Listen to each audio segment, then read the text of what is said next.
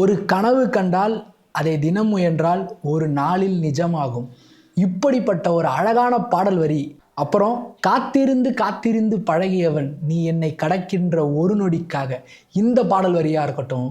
உள்ளம் என்றும் எப்போதும் உடைந்து போகக்கூடாது, என்ன இந்த வாழ்க்கை என்று எண்ணம் தோன்றக்கூடாது. இந்த பாடல் வரியா இருக்கட்டும். இந்த மாதிரி எக்கச்சக்க அழகழகான பாடல் வரிகளையும் பாடல்களையும் கொண்ட இந்த படம், அதாவது ஆட்டோகிராஃப் அப்படிங்கிற சேரனோட இந்த படத்தை பற்றி ஒரு சில விஷயங்கள்.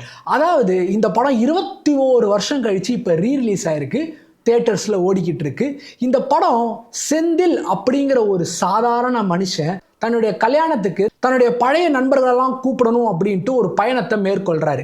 அப்படி இவர் மேற்கொள்கிற பயணத்தில் இவருடைய கடந்த காலம், அதாவது இவர் கடந்து வந்த பழைய நண்பர்களாக இருக்கட்டும், பழைய காதலாக இருக்கட்டும், இது எல்லாமே இவரோட வாழ்க்கையை எப்படியெல்லாம் பாதிக்குது அப்படின்ட்டு ஒரு அழகான writing, screen play and performance மூலயமா டைரக்டர் சேரன் அவர்கள் நமக்கு எடுத்து சொல்லியிருப்பார். அவருடைய ஃபில்மோகிராஃபி எல்லாமே ரொம்ப அழகாக இருக்கும். அதாவது இந்த படத்தை நம்ம பார்க்கும்போது நம்மளுடைய பள்ளி பருவம், கல்லூரி பருவம், காதல் பருவம், இந்த மாதிரி எக்கச்சக்க நிறைய நிகழ்வுகள் நமக்கு ஞாபகத்தில் வரும். அதுவும் இந்த படத்தில் வர ஞாபகம் வருது அப்படிங்கிற ஒரு பாட்டு இருக்கு பாருங்களேன். அந்த பாட்டை நம்ம கேட்கும் போதெல்லாம் நமக்கு நம்ம படித்த ஸ்கூலு, டீச்சர்ஸு, நட்பு, காதல், இப்படி நிறைய விஷயம் நமக்கு இந்த ஞாபகம் வருதே பாட்டை கேட்கும் போதெல்லாம் ஞாபகம் வரும். லவ், காமெடி, இப்படி எல்லா எமோஷன்ஸும் இந்த படத்துல ரொம்ப அழகா ஒர்க் ஆயிருக்கும். வாழ்க்கைனா என்ன, அந்த வாழ்க்கைக்கு தேவையான எக்கச்சக்க தத்துவங்களை இந்த படமும் இந்த படத்துல இருக்கிற பாடல்களும் நமக்கு சொல்லி கொடுத்துருக்கும். ஒரு மாதிரி ஹோல்சமாகவும் ஃபீல் குட்டாகவும் இருக்கும்.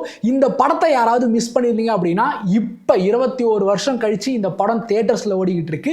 மறக்காமல் போய் பார்த்துருங்க. டைரக்டர் சேரன் கிட்டேருந்து ஒரு அழகான காவியம் அப்படின்னே நம்ம சொல்லலாம். மிஸ் பண்ணாமல் போய் பார்த்துருங்க.